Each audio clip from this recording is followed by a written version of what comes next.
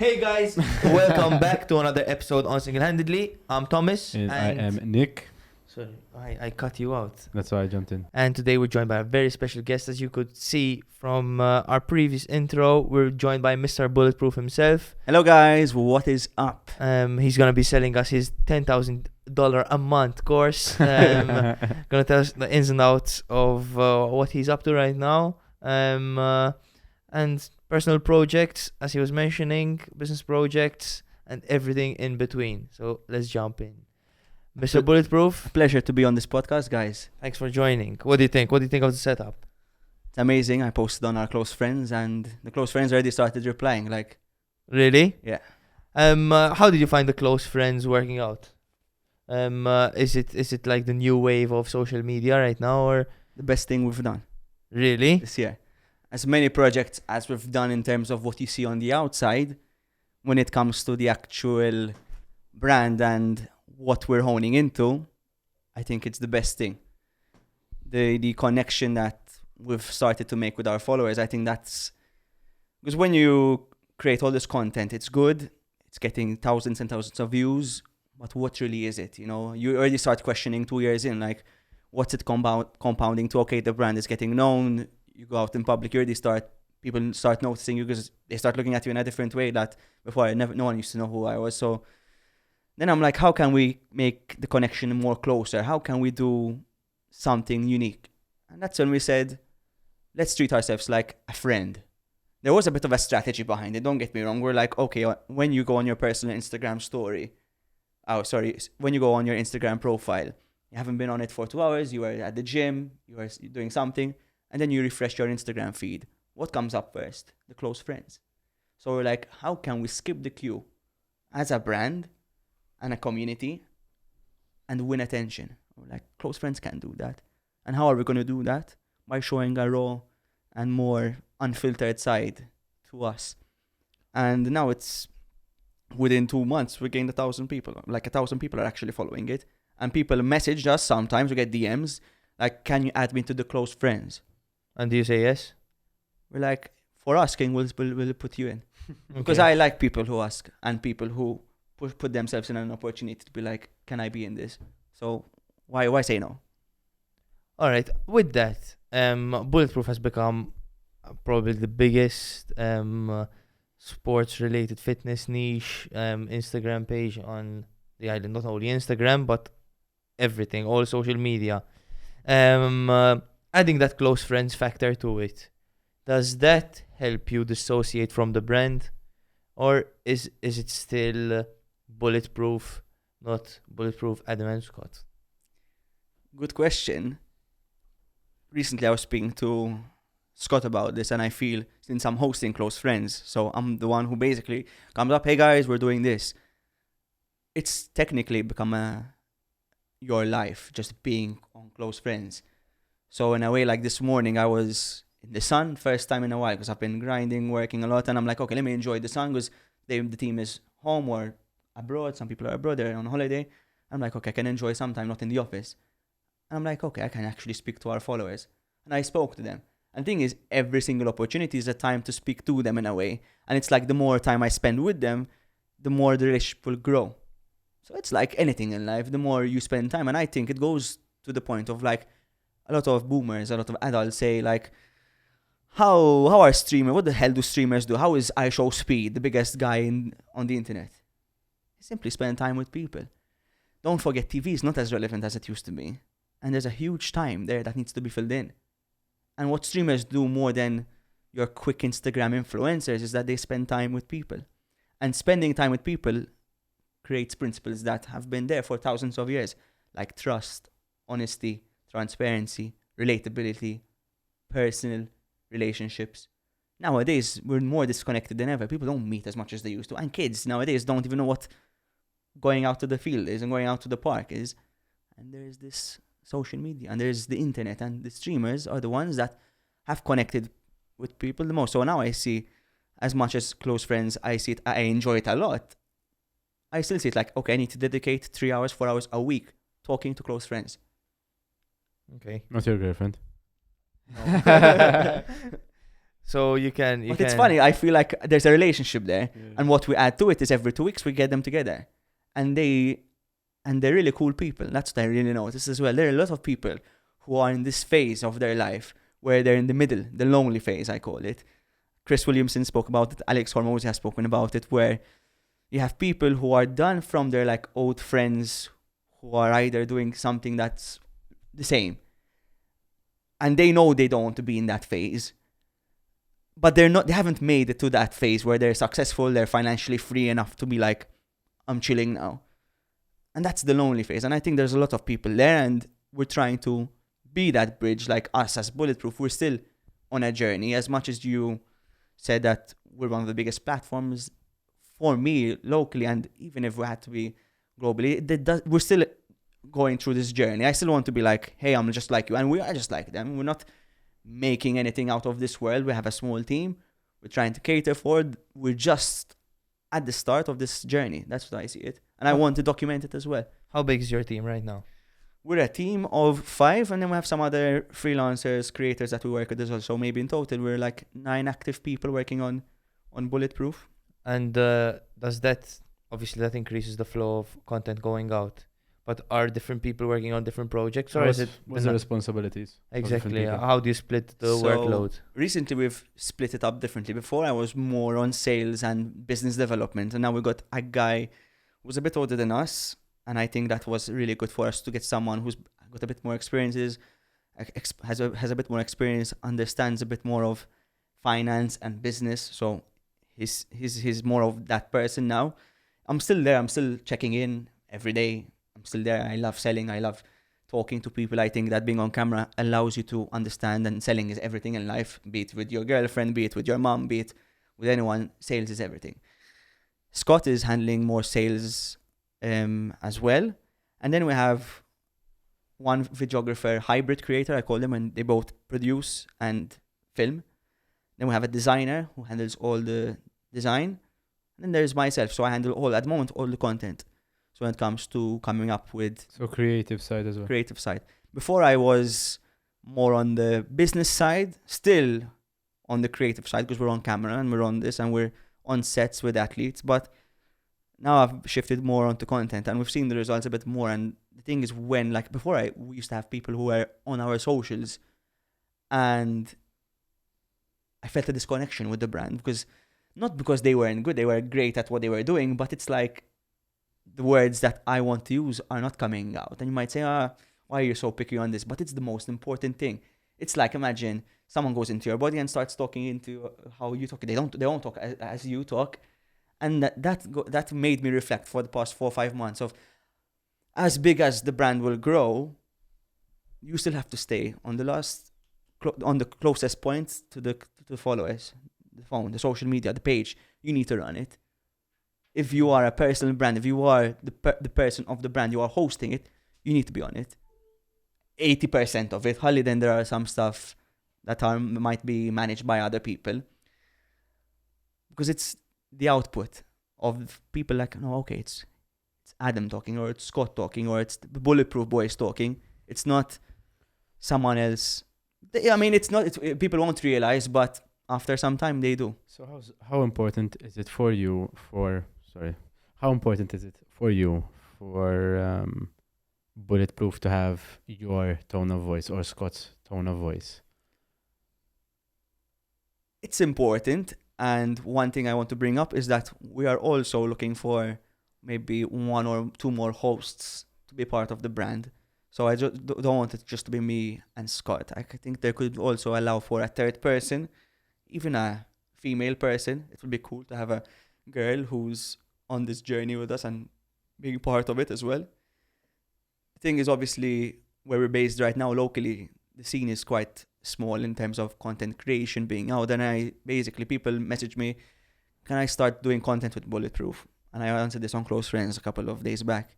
I'm like, if you do not create your own content, it needs to fall into my universe. I need to see it. You can't just message and expect me to come tell you, yes, come, and start. If someone falls into my sphere on TikTok For You page, or on like how Diego came up on of gym dates, if they come up in my sphere, I'm like, okay, comes up once, they're good. Comes up twice, okay, let me DM them. You wanna come for a trial shoot or something? That's how it works. And people don't understand that there's an opportunity to create content. But then will they be creating as Scott or as Adam, or will they be creating as Bulletproof? Because that's why you're associating. That's why I asked you. As their own person through the Through brand. Bulletproof, So okay. the thing is, they would spend a couple of weeks with us, just getting to know us, getting to feel, understand the coming to the brand. gym with us, working out, coming to the ice baths with us, saunas, and all of this stuff, and they'll get to know it. And we know immediately someone we could feel like is cool person who's chill, who's self-aware, and even if they're not too self-aware, we'll get them there. But we understand who we're looking for as well. That's interesting because you're already establishing the brand as you two. Mm. So fitting a third person is going to be very tricky, I think. To make sure you get it right the first time. Exactly, because you're not going to stay switching out faces. Definitely. And it's going to take time, but I'm not like thinking about it every day. When it comes, it will come, and I'll realize, okay, this could be this person. And don't forget, in brands, in 8 years, imagine in 8 years time you zoom out, maybe myself or Scott doesn't want to be part of it anymore. And that's why that was part of my question in the beginning. Just because, for example, if you take Gymshark, I mean, Ben Francis does have a kind of footprint on it if you're looking at it from a business perspective. But if you take a step back, you see all of these different influencers that are involved in making. And the funny thing about brand. Gymshark is I was following them from day one, and Ben Francis was never mentioned. The I brand see. started with athletes, Hmm. and then it turned into this. It's similar to how our journey started, where like we wanted to create Bulletproof during COVID. We never really had the intention. Like the first video we did, we planted ourselves in it. We're like, we need to be in it, involved somewhere. To what extent we're involved, we don't know, because we don't know what to expect by creating this content. And then after some time, it's like we're relying on athletes, relying on faces. They're coming in and out of the page. And then we started out with just having 80 athletes. We're working with, creating some content. Then we're like, 80 is too much. Even just logistically managing it, we're a team of 2-3 people. And then one athlete to be like, why are you not featuring me as much? They think like we're taking it personal. And it's not the thing. It's because we put ourselves into a scenario where like Gymshark have 200 athletes and they have 5 management departments, whilst we're just 3 guys trying to do it as a full-time thing, trying to get partners involved as well as brands to be able to fund the project, and at the same time manage 80 athletes, which is impossible. So then we started scaling down to like, not scaling down, naturally we're like, these guys are better inclined on camera, they're more natural, better, they're actually on the same line, because then you have, for example, athletes who are coaches, they have kids, and they have parents, and that's where their priorities lie. So it's like I can tell them, come on this shoot, let's do this. They're not as free to do so. So it's a bit harder to say scheduling, and you have other moving parts, and it's like chaotic. And you're spending time focused on that when you should be focused on what content you want to create. So you don't want your time to spend logistically planning, and you never get things done. You're diluting your work. And that's why we started becoming more prominent on the page. Because now, when I want to post on Close Friends, I can post it. I don't have to stay scheduling something with someone to do it. So it's like, over time, when you do something, and I tell everyone this, and people on our Close Friends as well, like, do it. And then, once you do it, you will develop the product that is good. And recently I was speaking to a guy who came up to me, listen, I have this fitness program, I'm qualified, but I don't think it's good yet. I'm like, do it, and then come up with version 2, Exactly. 3, 4. I think so many people just stand by, overthinking, saying I have to fix it, I have to improve it before I release it. It's just like, just release it. Just release it, see the feedback, see what people say, and then come up to version 2, and then see in the version 2 what else you can It's fix. crazy. And even like when we post on our socials, we do Q&As, and the Q&As, first of all, is to talk to our audience and get to know what goes on behind the scenes. And the questions themselves are content videos. Like when I was talking about LA on Close Friends, one of the guys on Close Friends took a screenshot, sent to me on WhatsApp. Do a video on that. And now we're going to do a video on that. So just do it. Just get out the phone. Just start writing stuff and create. And then you will get the feedback, like you were saying. But then too many people overthink, and they spend 10 years thinking about what they're going to do. when they just need to spend 1 second, their phone is here. They bought it, they have access to internet, they can just start. And then I want to talk about this on content, because people say it's saturated. And that is the biggest lie they've been told. They say, I've seen so many fitness influencers in these Gymshark. Have you checked their content out? Have you seen how good it is? Most of their content, there are a lot of good creators, but most of them are just creating to create. Now, if there are people who want to put in the effort and put in the work to create great content, it's a free game. It's a free game. What I was telling you of the podcast 2-3 hours ago, we started focusing more on optimizing the content because we spend time with these amazing athletes, and when we invite fly over these athletes, we learn so much from them. And now we started taking from them, and our numbers started going crazy, just within a month. Like this, our YouTube subscribers went from 1,000 to 20,000 in a month. We spent 3 years going up to 1,000. 3 years going up to 1,000 subscribers, and in 1 month we gained 20,000. And then people think they fail because they quit. Because So imagine, the persistence is the most imagine I important said, imagine Tom, I said, to the team of Bulletproof, fuck YouTube. We'd still be at 1,000. But it's the doing. And I think it's the doing, and you become better at doing it. Like how I used to be scared to talk in front of camera a year and a half ago. You can ask Scott. I used to be like, let's do it again. And I still tell, our team, like, let's do it again. Let's run it again. Because I want it to be perfect. And if it's not perfect, we come again and we do it again better. And the same thing in the gym. And that's what Bulletproof is as well. Like the brand. Thank God when we came to start it, the name is generic, Bulletproof Cultures, and it's not fitness culture. So we're allowed to grow as the brand grows. So when you're 16, you're a gym bro, you're into the gym, that's what you're fixated on. And when you're fixated on something, that's all you want to talk about. But then when you start growing older, it's not like, I still love the gym, but I'm not as obsessed anymore. I'm obsessed about developing new skills, meeting new people, optimizing a full-on lifestyle. So with fitness, with health, nutrition, wellness, mindset, mental health, social relationships, where the future is going to go in the next 10 years, that becomes interesting as a human experience. Unless you're just into fitness, into sports. And I think all people are multidimensional to a certain degree. They're just not given the opportunity to be multidimensional. When you decide to fly out an athlete, is there particular sports that you focus more on, or is it something that you try branch out as much as possible? We're more into the fitness scene. Overall fitness. Overall fitness. Okay. We are into sports, but more into fitness. When we look at faces, we look at their character and energy. I just check their Instagram. I follow them for 2 months. If I fuck with them, bring them down. They're going to be cool. They're going to be fun to work with. So I think it's the following and the reach obviously help it, make it financially supported, that when you get brands to pay for that weekend, they see 2 million, 3 million followers in total, which helps. So don't get me wrong, there is obviously the numbers to look at, because numbers don't lie. But then you look at their personalities as well, and you look if they are, what I like saying is, on the come up. Because there are people in different stages of their life. And when you are in this hustle come up period, when you're going full on 16 hours a day, and there are people who you're trying to collaborate with and are not on the same page to a certain degree, it's hard to be able to work. So imagine, for example, like Diego right now, I'm texting him all the time. He replies instantly because he's 21. He's on his come up.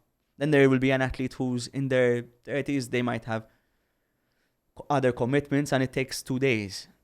But that 1 hour versus 2 days makes a huge difference in the grand scheme of things, because in 2 days you have running wages. You can't just depend on someone's thing. And that goes back to my point of me and Scott being more hosts of the page, is that it's in our control. You play the game in your control. The less you depend on our external factors, the less you lose. It's a game of outcomes. All right. So at the beginning you said you had 80 athletes to start off with, and was Bulletproof at that time the only thing you were doing? So when Bulletproof started, it was just Bulletproof From day one, yes. fully just Day one. And Let's- how did the funding work? So how are you getting funding for that? Because obviously, starting off, there's no money in it. So the first bit of funding, myself and Scott put some money aside in our previous jobs, and we put them into to start up setup of the company, some equipment, our time as well, and we got 2 other creators on board. So we're obviously put like a 3-month thing, and we're like, listen, we have 60 days to find 2 brands to pay us like 5,000 euros back then, and we did everything we could, and we got a couple of companies who sponsored us very, very early. In fact, what I would like to mention is that instantly when we had our launch video, we spent 2 months creating it. So we gathered a good library of content before we went live, and that gave us enough time to prove the concept, to be able to go to brands and show them, listen, these are the results, put your brand on it, and showcase the value there. How were you able to convince brands? You had no following, right? In the beginning. You had no actual content really to show. I mean, you just started out the content. So how would you convince brands to work with you? The thing is, we already went with some results. So the views we're getting back then on Instagram in 2020, like before Reels Reels started 6 months later after we launched. They were only like the wide form IGTV, they were called back then, and they were getting 3,000, 4,000 views, which in Malta was huge, and there was no fitness platform as well. So in a way, we're lucky because we positioned ourselves in an attractive space where brands into the sports and fitness categories are already like interested to work with us, and obviously we already came with a pricing game, so we didn't want to play any barters because we knew that wasn't going to pay the fund the team. You know, we never got 1 cent like from the government, or we tried once through Meta because we were thinking about launching an app, but then going through those things to get something that just to get the funding is, to me, just stick with what you want to do and stick with it, and then the money will come over time. If you're good and if you put in the time and you actually become better and understand what content to do well and can improve that. But initially when we started Bulletproof, we didn't think it was going to be such a content game. And then we had to be like, crap, this is all about numbers, this is all about cameras and all about sound and all about audience retention and storytelling. We're all about gym, you know, I want to train, like, what the hell is this stuff? So you learn all that. And that goes to our initial conversation before we introduced it. It's like, work on your personal project so you can learn, you know, and you can say, okay, I know how this works to a certain degree. Okay, I know how social media works, even when Bulletproof might be a bigger team, because we might have a YouTube department, TikTok department, Instagram department. We need to know who we're recruiting and know what they... Like, I need to know a bit of editing. Like, even myself, I can film, I can edit, I can do social media, I can do a bit of accounts, I can do sales. So it's like a jack of all trades. So then when it comes to recruiting, you know what you're recruiting. The only thing I don't know is software development. That is my only blind side. I think that's for me. I was lucky when I was young. It's the first thing I learned, because it's the foundation of everything, especially now where everything is like AI and all of this. So I think you should get into it because it has a lot of benefits. I wish this is a thing that you learn at school. Like, it should be a compulsory subject in my eyes. It should. Nowadays, I mean, it's more important to have a strong IT was just doing DCDL, you know. Yeah, it's like It was doing Word or Excel. Like, that Exactly. shouldn't even be a thing where you should be tested on that. You should be tested on programming, creating. It's like you content shouldn't creation, even be but tested. You should just like get at least the basics in and learn how to do. But you know what the problem is nowadays? I see this, like, there's so many applications out there that are like no code and you don't need code to understand how it works. But primarily, it's still coding. it's still coding. you should like, still know anyways. there's so many people making so much money doing no code, but they can't do anything out of that. Like, there's no customization or whatever. They're only stuck to the tools that are available for them, which are made by other programmers in reality. So I More think you you have should definitely knowledge, get into it. The more assets you have, and the more, like, if I knew the ins and outs of coding, and I might not be the best coder, but I hire someone who's a very, very well competent coder, I could bounce off ideas that he might have not Exactly. thought about, and Exactly. then technically he will fulfill it. But at least Exactly. I would be like, okay, because I know how this works. What do you think if you had to put this And concept in there? And he'd be like, that's- oh shit, this could yeah, work. that's exactly how it is at my so with my team, we have, of course, we have people on social, we have people on TikTok, we have people on software, on design as well. And since I kind of, like you said, like you have to be a jack of all trades. So I did design. I used to do design posters for clubs and parties and all of that. Programming I did as well. Accounts you have to do, like it or not. Social media, no brainer. So by having, exactly like I said, by having all of these different touch-off points, like a jack of all trades, you call it, you're able to hire good people. You're able to understand who's actually good and who's bullshitting. And you're able to tell, wow, this guy has a lot of potential. Like this guy on social media, he's going to do really, really I think well. that's one of the biggest points is harnessing and knowing when you can seek potential. Like I Yes, know it's so this person important. has potential in video, in editing, even when we say like we're looking for creators, because that's one of the things we look for most. Is like, this guy I understands. think it's all about ambition, because you can teach skill, but you can't teach ambition. So if you see someone ambitious and he's able to learn, like I can teach him, but he just has to be ambitious. As long as your idea is ambitious enough as them, they will stay with you. Exactly. Because then what happens? Some ambitious people go on and try on their own thing. But I think if your idea is crazy, they're gonna stick and they're gonna be part of it, and they're gonna be committed and dedicated to be part of it in the long term vision. In Malta, especially, do you find maybe is it harder or easier to find like-minded people with the same craziness or grind? Do you see many safety nets on a small island, or is it something that Very good it's question. everywhere? I think in Malta, in our space of content, there's barely any people who have like made it, in the sense they've made it global. So there is no, I can look at this guy and like, or girl, and be like, that is my North Star. And that creates an environment of, there's no belief in themselves. And what I noticed with working on our Baywatch campaign, bringing some of the biggest fitness creators in the world, is that they're amazing and smart people, but the level is very, very similar. The thing is that in Malta, we have this, like the Maltese football team, there's that lack of belief, lack of belief that we can do it. There's that lack of confidence. And it's because we've never done it before. No one's ever done it. Svein recently, genetic anomaly, went to work out with Larry Wheels, and in the bodybuilding scene in Malta, that created a huge hope. Like, damn, this guy worked out with Larry Wheels. You know how many messages we got from young Maltese guys, both on his socials and both on our socials, say, guys, you made me believe that it's possible to make it into the international scene, to break. There hasn't been a breakthrough. Everything's been here, and it's just been like this. And since there's no one to look up to, like when I was younger, we used to say Michael Mifsud is playing with Coventry. Imagine there was someone bigger who was winning a Ballon d'Or in football, or who was like Larry Wheels, but who was Maltese. Do you know how much kids would look up to that person? And that's what we want to do with Bulletproof, is that we want to become the North Star for the youth, for kids, for even adults, to be like, fuck, man, anything can be uncapped. Home run, let's fucking do it. Let's run it up. Who's stopping us?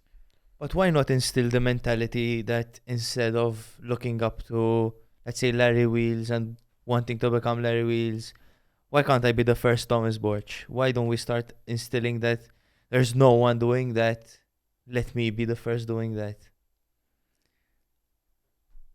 I think it's hard to install that into someone's head, because there's that element of,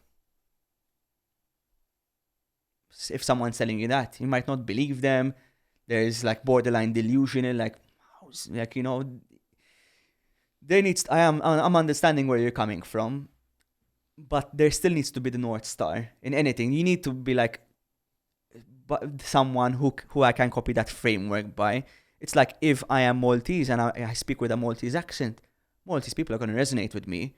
If I'm speaking in UK or US, people don't resonate with me because my accent is different.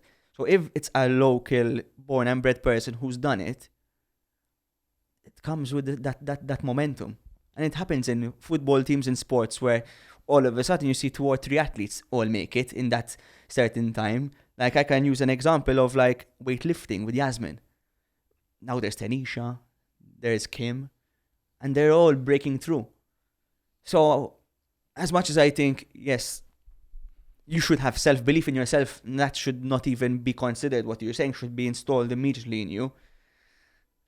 And you should be aware of your own capabilities and what you need to get there. Because then there's like, you can't be delusional and say, I'm going to make it, and you're far from capable of doing it.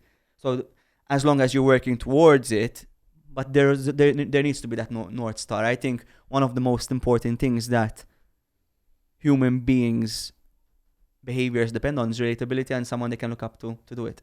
And if I had to ask you, both of you, who do you look up to locally right now? Who's your North Star in Malta?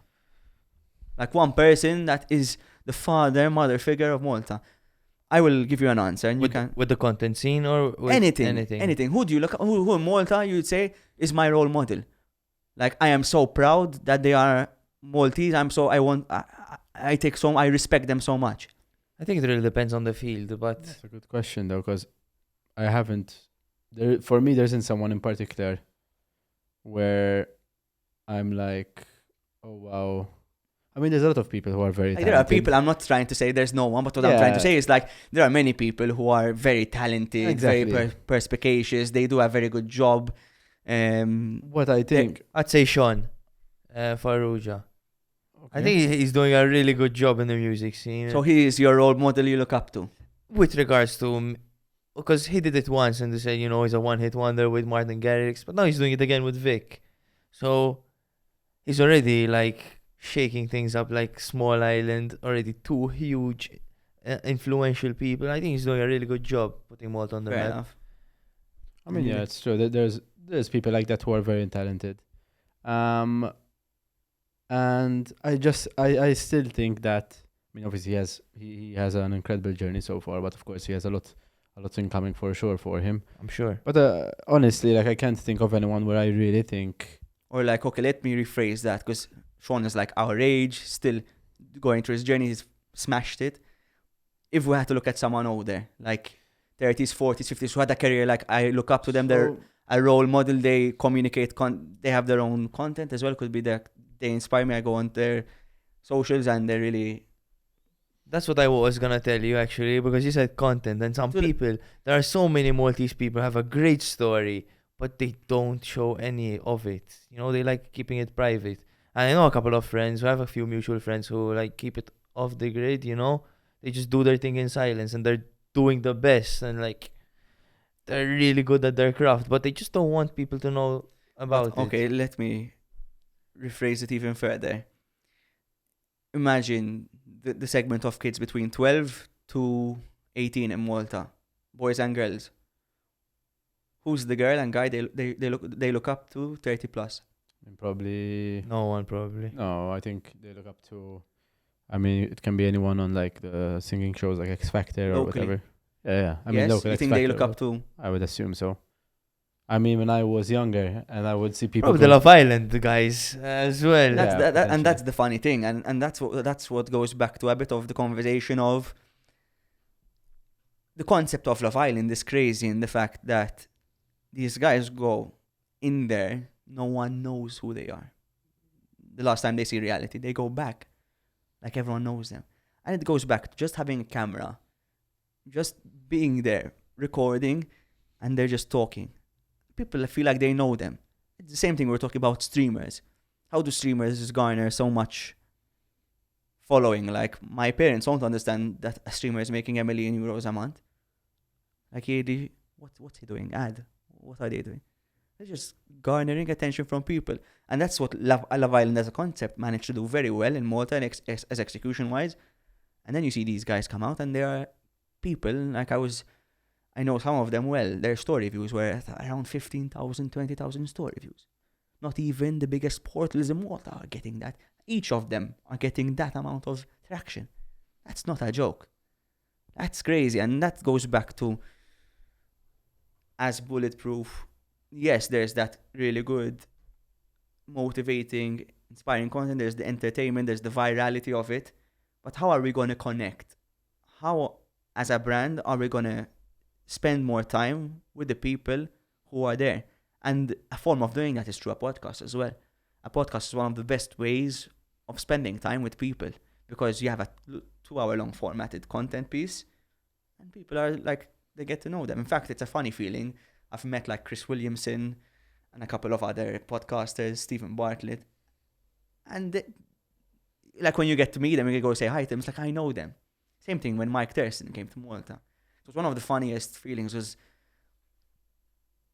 I am still a huge fan of him, and spending 4 days working alongside him, to me was like, this is a dream, to even spend 4 days with this guy who I've been following since I was 18, just getting into the gym, and now spending 4 days with this like fitness celebrity. And not only that, then the dynamic was a bit not strange, but it was funny at times. We're at the meet and greet and we need to leave. Like, Mike, let's go. We have to go. Like you had to be like managing them to a certain degree of what's the roster, what we're doing here. So that made me as a person grow up very quick the past 2-3 months, and working with these people. It's like you're going to play with Man City. I like using football as an analogy because everyone can relate to it. It's like when you up the intensity of what you're playing at. So if you're playing content in Malta, BOV Premier League, now you're going to play in the Premier League. And that is like this huge growing pain. And then it goes back to the role models. And slowly, we started becoming, and we slowly want to become, where the kids who are following us on Close Friends are feeling like we are providing them with like, here, you guys, this is, like, I'm living a dream right now. I'm so grateful to be doing what I'm doing and meeting all these athletes and flying them in and out and going abroad as well. And this is a dream, and you can do it as well. Like, I'm a normal person like you. And now we get paragraphs from young guys and girls from Close Friends.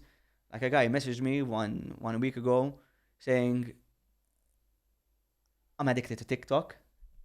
I'm not sleeping. I'm not going to the gym. What shall I do? And I told him, when I was your age, I used to watch a lot of YouTube. Don't get sidetracked with TikTok is addicting. It's just, don't put that into that thing. Start time boxing, I told him. He's like, isn't that a timetable? I told him, time boxing sounds sexier. Do what I say. And then the day after, he sent me a voice note. I went to the gym and I enjoyed it. So I think it goes back to, I can be more relatable than a school teacher at school. And that's the power I want to give to people nowadays, because I feel like I can speak in a very approachable way. Sorry. Don't worry. Go on. Tom just broke the mic. I'm just playing. I'm just fiddling. I go where I left off. Yeah. Yes, keep going. Okay, I can speak in a very approachable way, where I'm like a brother to them. And I think we lack that as a society nowadays, that there is that bigger brother who you can look up to, who's killing it. I think Sam Sulek's that guy right now, because his content, bringing it back to content, is just like, he's just recording, no edits, no, just rough cut, just put together, and for an hour a day, you're going with him to the gym, you're listening to him in between sets, you're listening to him on the way to the gym, back home from the gym, you're shopping with him. All the gym bros are spending time with him. And it was crazy when he went to US. He's even bigger, because America is where all his audience is at. So even went to Zoo Culture with Bradley and Larry, they're all talking about Sam. Just stole all the attention. Because at the end of the day, when you look at it from a creator's point of view, like Larry Wheels, Bradley Martin, Sam Sulek, they're all competing for the gym bros' attention, because the attention of their time is finite. So it's like, who are they watching now? Like in 2021, they were watching Larry. But now in 2023, they're watching Sam. So Sam is garnering more income versus these guys. Okay, they will be staple. They are brands, and in itself, there will be concepts and collabs. They will do that. They will forever stay relevant unless they completely get off it for a long time, because they would have made it by then. So it's like you have your Coca-Cola of the industry. Larry Wheels, Bradley Martin, Christian Guzman from US side. Then UK and globally you have like Mike Thurston, Madas Fitness, Stan Brownie, who's on a huge come up. So it's like Sam has completely repurposed content as well. Goes back to that streaming conversation of literally low editing work, and let your mouth talk, come up with concepts, speak to someone like a friend.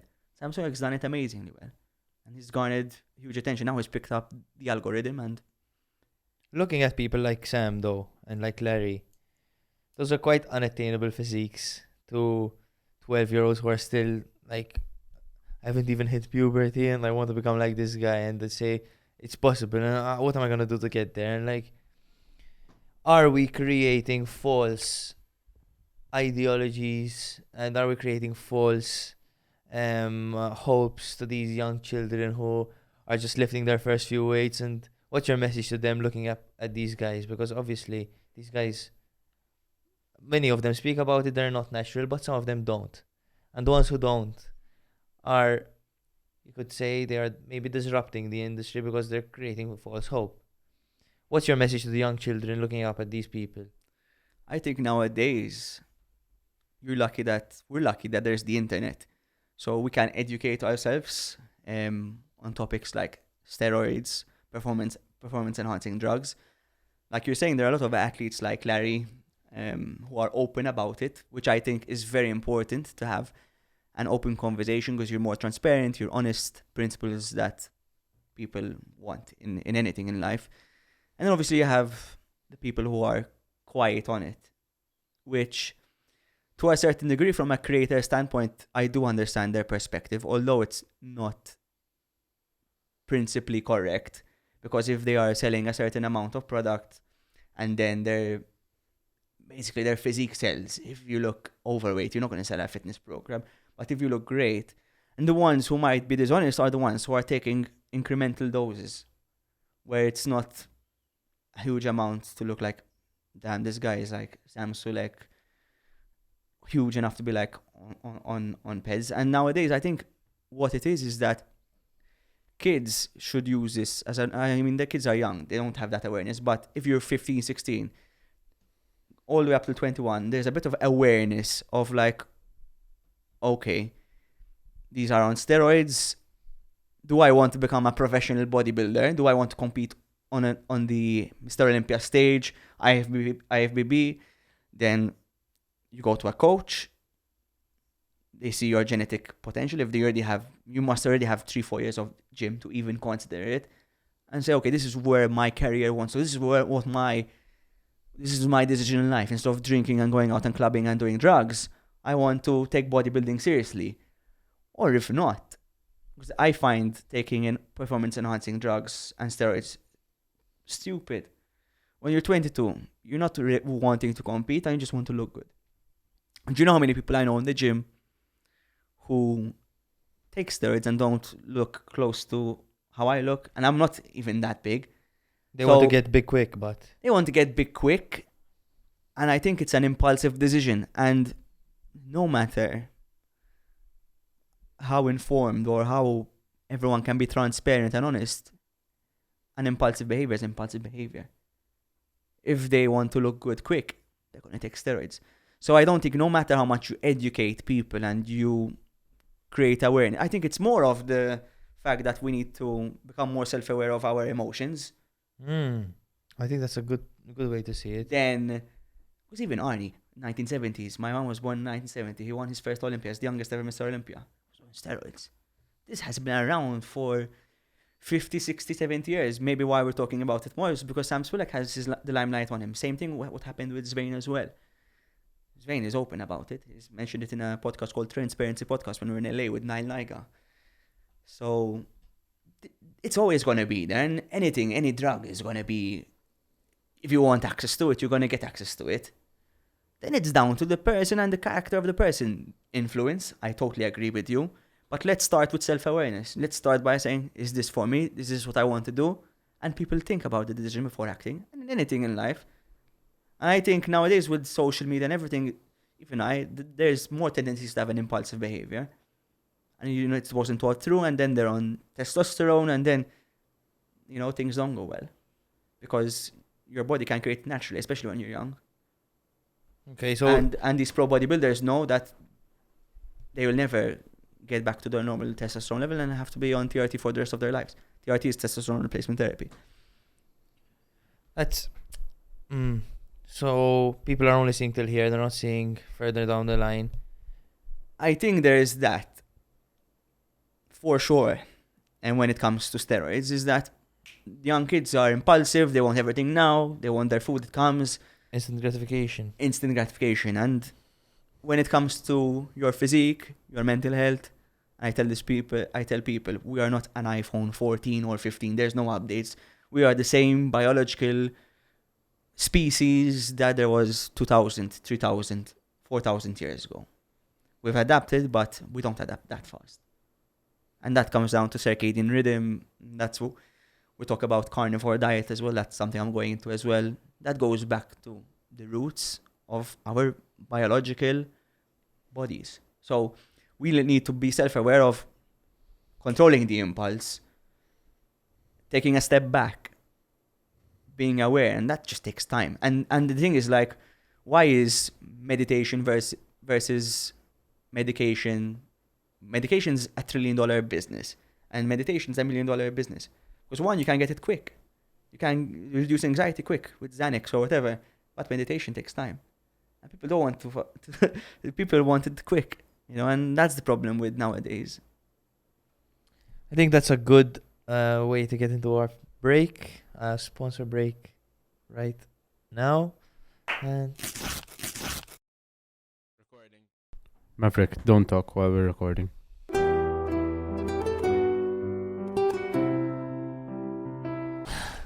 the man behind the scenes, no face, But a lot of just power. a voice. They Yeah, start lots doing of the power. Jamie thing now, like Hey Jamie, casting. we couldn't set it up today. I mean, I don't know what's happening with the internet. No, realistically, Thomas tried for 2 minutes and then he's like, he just stopped trying. No.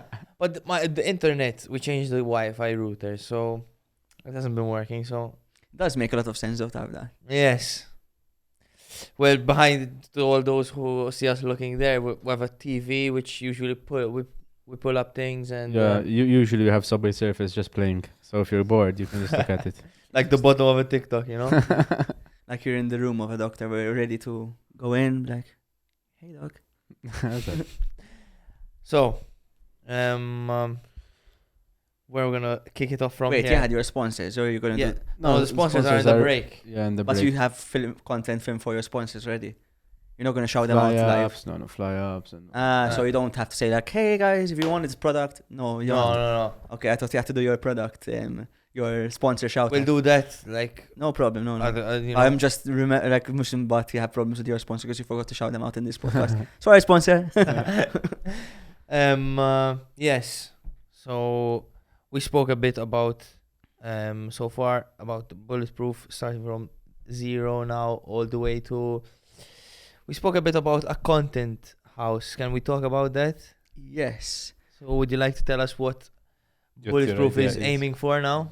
Yes. So for the past 2.5 years, apart from filming around many gyms and locations, we are based in a small 6-desk office. It's a very nice place, and the owners are lovely because they've helped us so much to grow Bulletproof. I appreciate them a lot. But now it's time for something fresh and innovative. We've been thinking about this idea, sitting on it for about a year now, and hopefully 2024 it's going to be part of our big plans, where one of the biggest problems with our office right now is like, I'll pick up the phone to film for close friends and it's in an office. And an office is not made for a brand like Bulletproof. We're all about health, fitness, and lifestyle. So we're like, what could highlight that? So one of our first questions was like a studio, and we'd put a gym inside it. But we're like, okay, if we are talking about so much content apart from just the gym, let's actually move into a house. Because a house symbolizes when you wake up, your day, your routine, and your sleep. And we're like, amazing.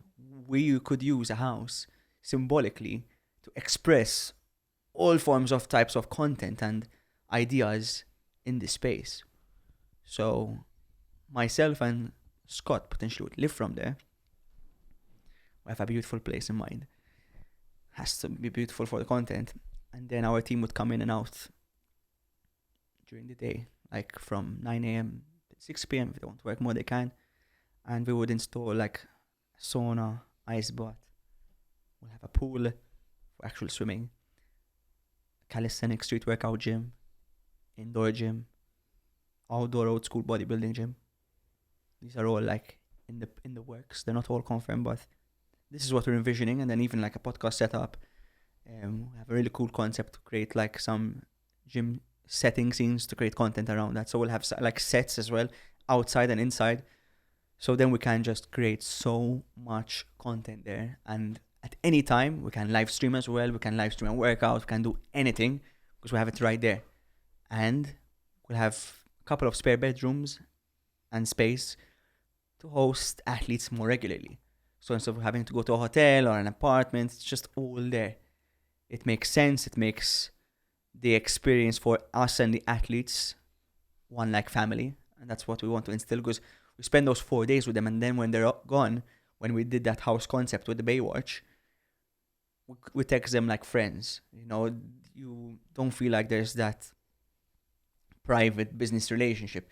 You wake up together, you have breakfast, you get to know about their routine. Like one athlete takes coffee in the morning, one athlete doesn't, and you just have this discussion and conversation. And I feel like nowadays, in this generation, family and household is something that doesn't exist anymore.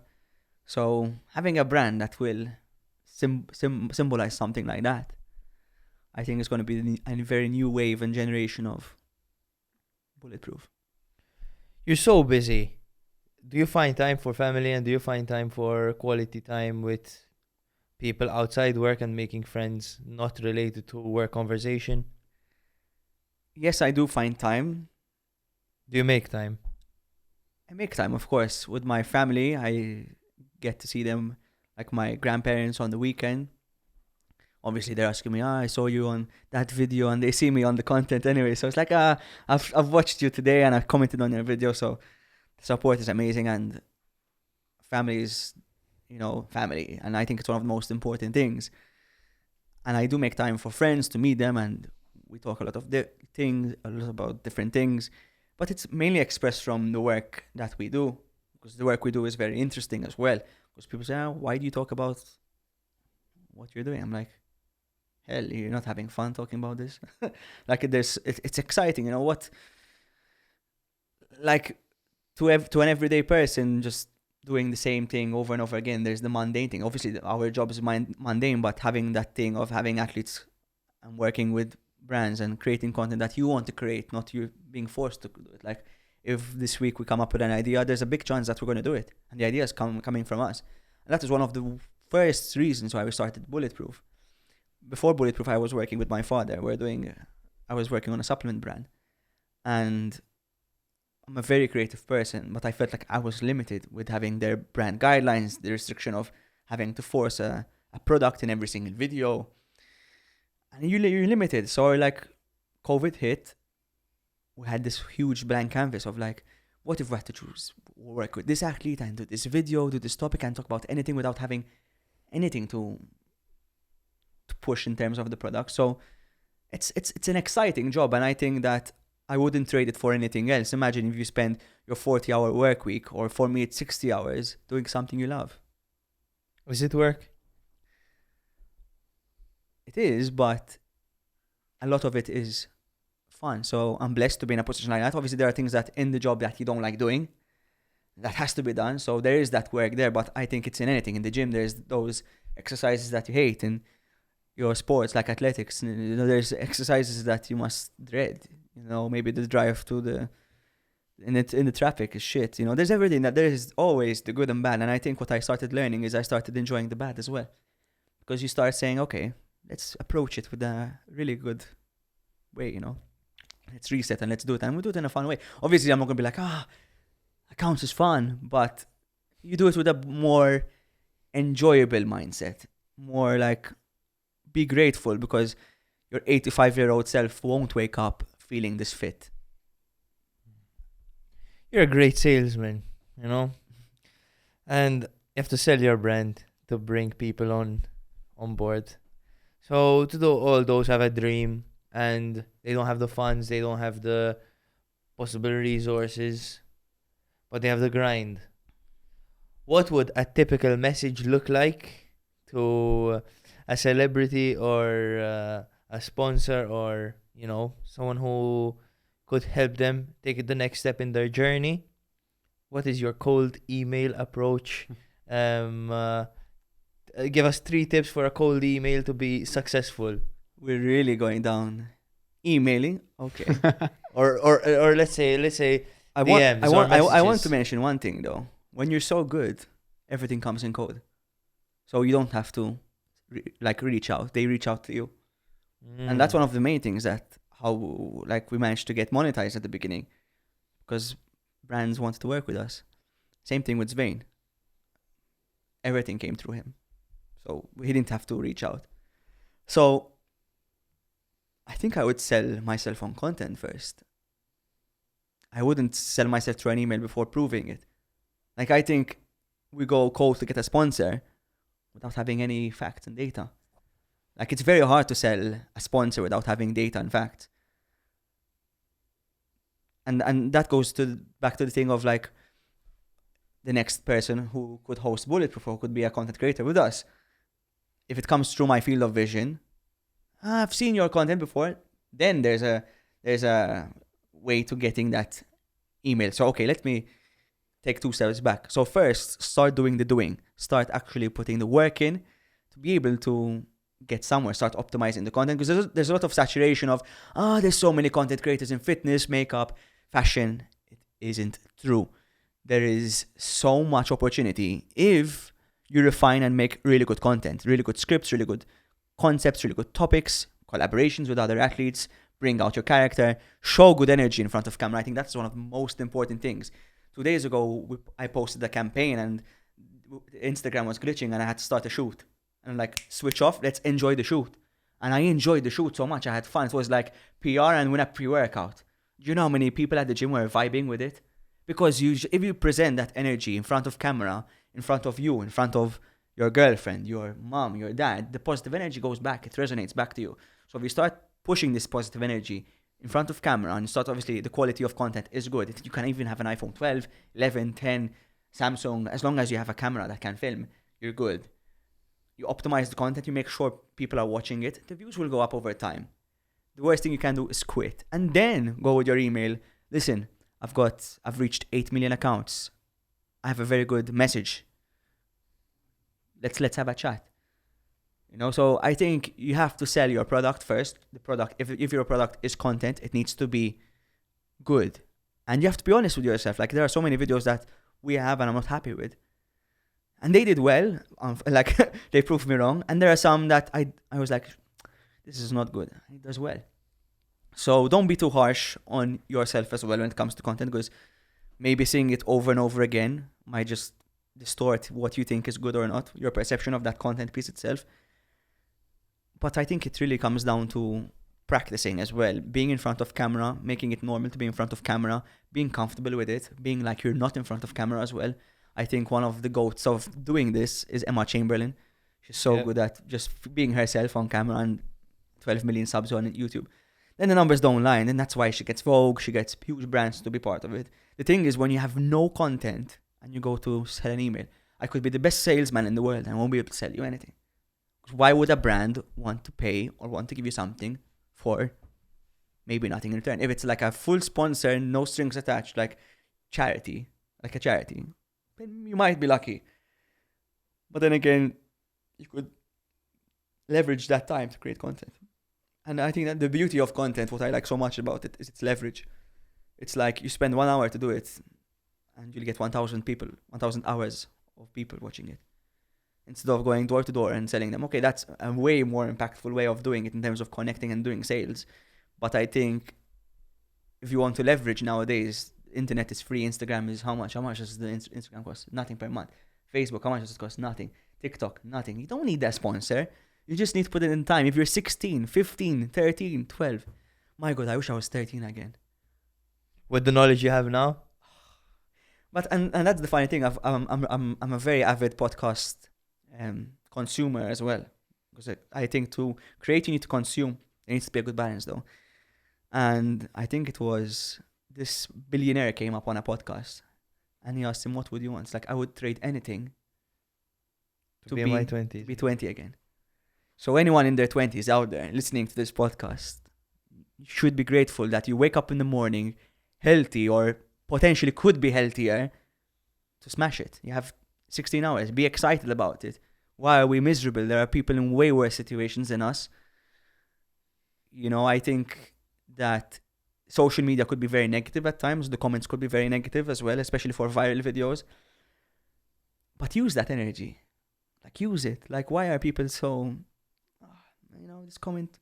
Use that energy. And the thing is, the haters will make you money one day. Because they push up your algorithm, and then you tell them thank you. Then they respect you because, this guy's got 1 million followers now. And You have to eat shit for the beginning. you have to eat a lot of shit, even if it takes 8 years. There was a clip I saw from Chris Williamson, Modern Wisdom.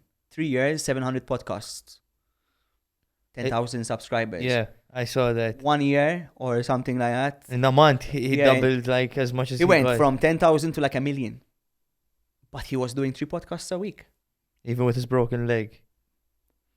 So, and why I'm like regurgitating this conversation, because it resonates with me. Our YouTube shorts, we were posting for a long time. 3 years, 1,600 subs. Last month, put in the work, bit more push, 20K. It's going up 3,000 today, 2,000 today. You might think, shorts, the subscribers aren't. It's still something better than nothing, It's still something there.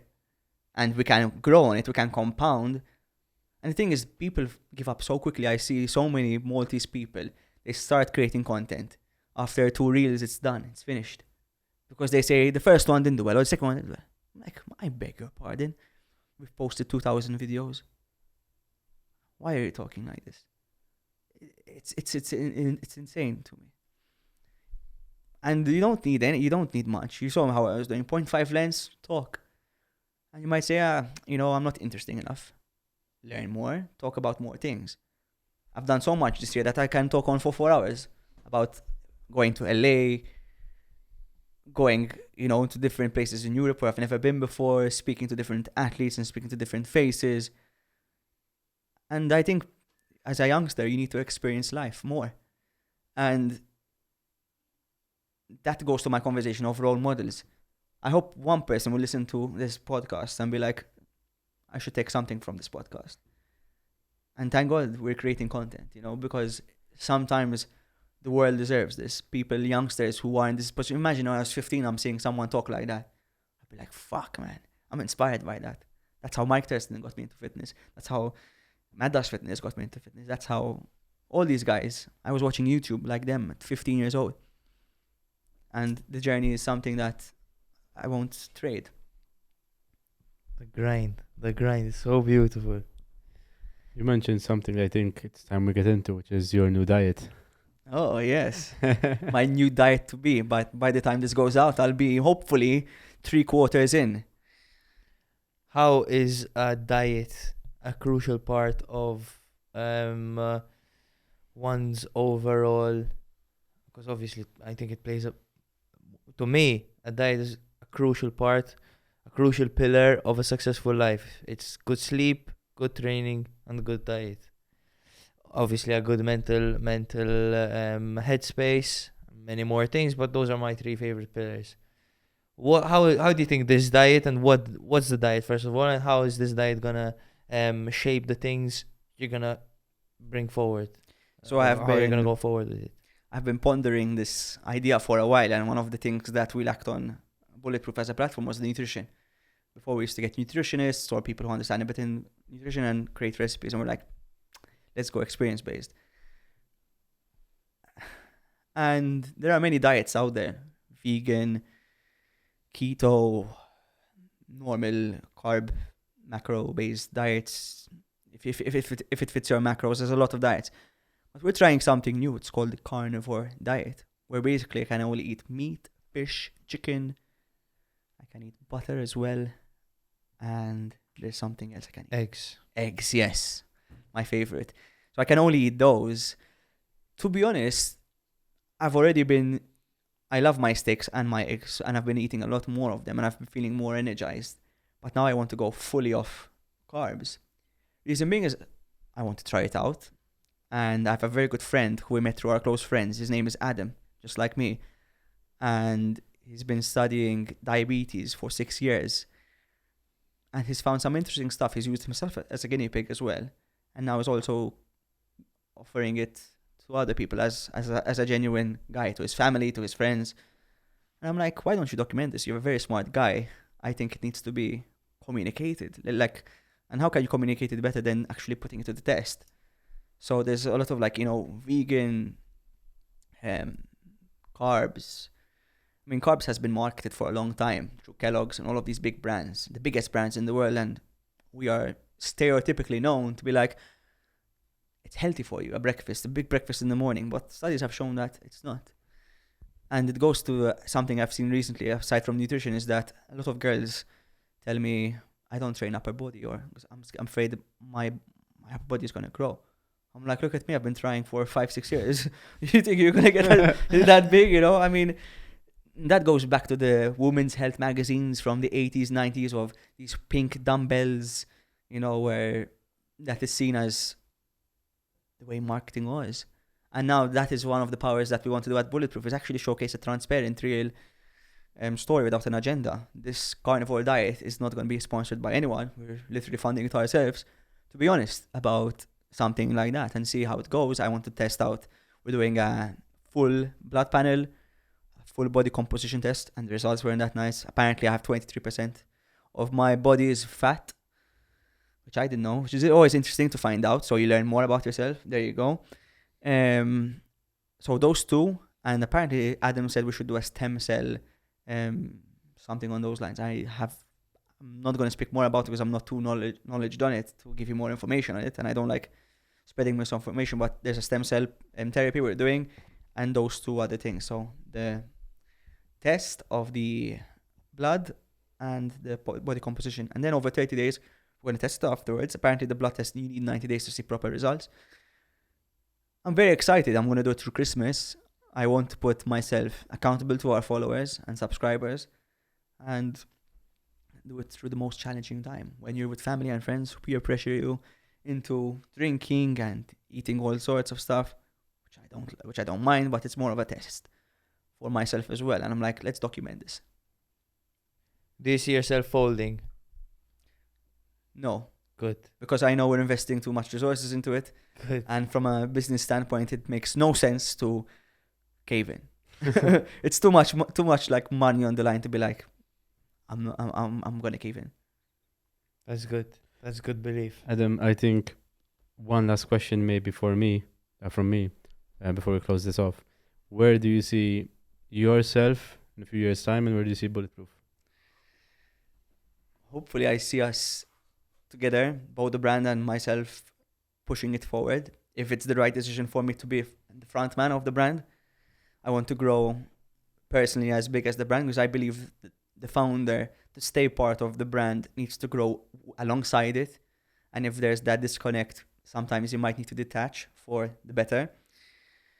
Where I see Bulletproof as being one of the biggest global fitness brands, where people come for a very authentic experience, where they learn, they get entertained. So there's a mix of fitness entertainment, fitness education, and fitness community as well. So there's a mix of athletes get to know themselves besides their quick Instagram videos. You get to know about the reality of it and the lifestyle that comes with being Bulletproof.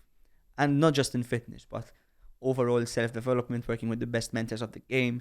How can we get to a certain level of an optimal life, both physically, spiritually, socially, mentally, and impact others through it? How can we be the next wave? How can we be the next movement, the next culture of what role models should be?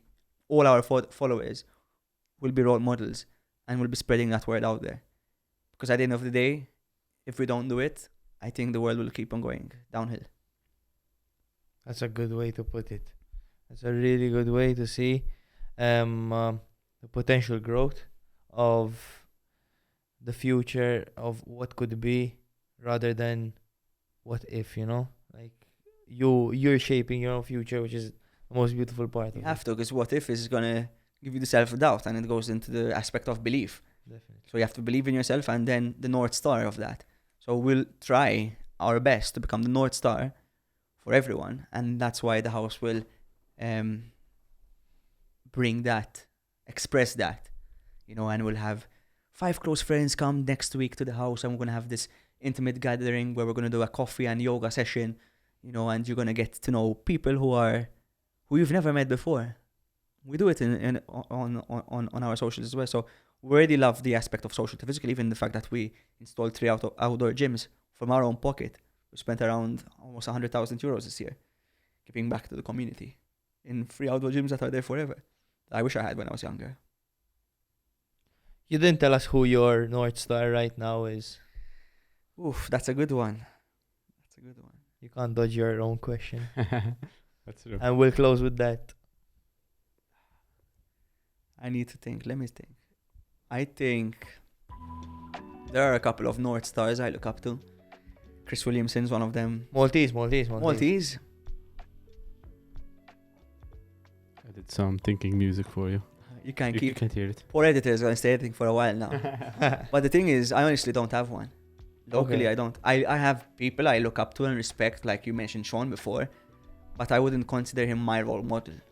And I don't, and that's one of the reasons why we started going into this niche or this space of creating more content that is more self-development based, journey based, intimate in sense that I feel that there's no role model to look up to.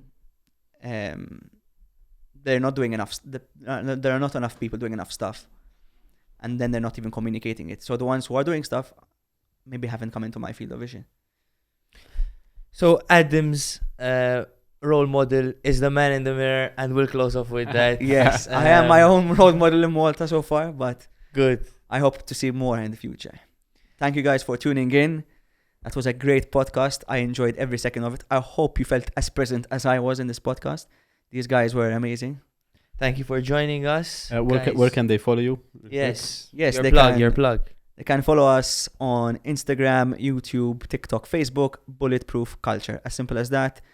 Make sure to follow these guys as well. If you're watching this video, if this video is going viral, if the clip is going viral, subscribe. YouTube as well. Thank you guys.